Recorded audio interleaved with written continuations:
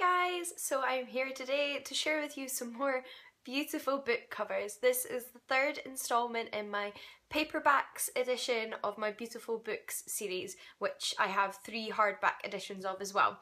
And I think this series is probably going to have to take a small break for a while after this installment, because I think I might be running out of books to show you, but I'm sure I will eventually pick up some more. So this is not goodbye forever. I hope this video is enough in the meantime.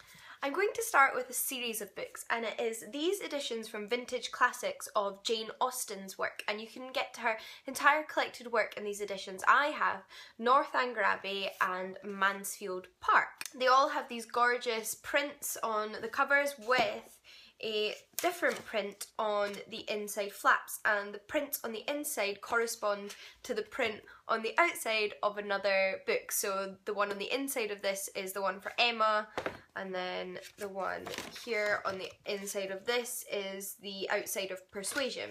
These are just absolutely stunningly designed books. They're slightly shorter than a regular paperback, so they've just got that overall nice design. They look lovely with their spines together, the detail here, and then on the back they all have a quote from the inside of the story, framed in these gorgeous circles to match the title on the front. And these were all designed by Leanne Shapton. I would eventually like to own all of Jane Austen's work in these editions because I just think they are stunning. And sticking to classics series, a series that I haven't featured in one of these videos before, surprisingly, is the Penguin English Library Classics editions. Now these are published by Penguin, as you probably can guess, and they just publish a wide array of classics for quite a good price as well. I think for absolutely stunning books like these, £5.99 is a really good price. Obviously it's because classics are a lot cheaper for publishers to print because they're outside of copyright, but I'm glad you can kind of own something this pretty for that price. The spines together all look like this. They all use orange with a colour alongside it to go with the book, so these look gorgeous lined up together, and again I'd love to own more of these because I've seen entire bookshelves of them together and they look stunning. The ones I own so far are Dracula by Bram Stoker, The Invisible Man by H.G. Wells, The Tenant of Wildfell Hall by Anne Bronte, The Island of Dr. Moreau by H.G. Wells, The Sign of Four by Sir Arthur Conan Doyle, and The Hound of the Baskervilles by Sir Arthur Conan Doyle. And each one has had like an image chosen to be reprinted all over the cover that has something to do with the story. So here we have butterflies because one of the characters in this mystery is a scientist that deals with butterflies. The only thing about these is, recently, with the newer installments in the series, Penguin has been publishing them in a full matte, almost like a newspaper finish, whereas before they had this gorgeous matte lamination that was just so stunning, and also a picture of the author on the inside, which they don't anymore, which is sad, but they still look gorgeous, so I'm not going to complain too much about that. And I think a lot of people have mentioned that I've seen on the internet, and I think most of these are designed by Coralie Bickford Smith. Now on to a more modern classic, and that is published by Picador Classics, and this is American Psycho by Bret Easton Ellis. This is just the most amazing cover to me for a paperback. It is pure white all over with this dab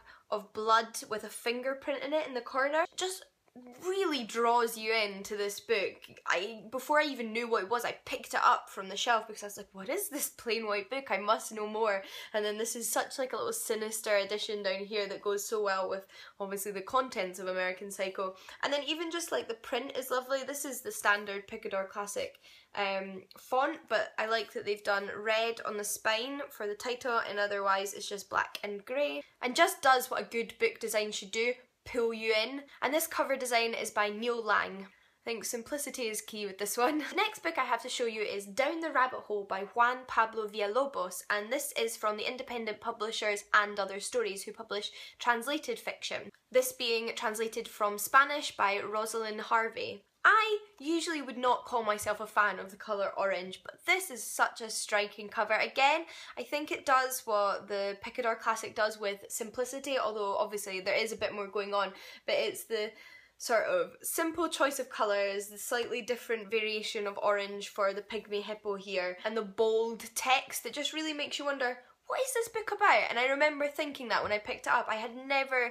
heard of this story when I picked it up in the bookshelf, but I saw this bright cover, this bold text, and this lovely little pygmy hippopotamus that just made me want to know what was inside this book. It is not a cutesy book, despite the pygmy hippo. It is quite a serious topic. It's about a Mexican drug lord, and it's told from the perspective of his very young son. Mixes a serious topic with a childish perspective, but I love the contents of this book and I'm so glad I picked it up, and I really don't think I would have if it hadn't had this gorgeous cover, so I had to bring this one into the Paperbacks edition. And the design is by Ben Anslow. Next is a book that I honestly wasn't sure was a paperback, but it's not a hardback, so it has to go in these videos, and that is The Blank Wall by Elizabeth Sankey Holding, and this is published by Persephone Books, another independent publisher who mainly publish lesser known female authored classics, and they all have this very simple grey design with the white box with the title in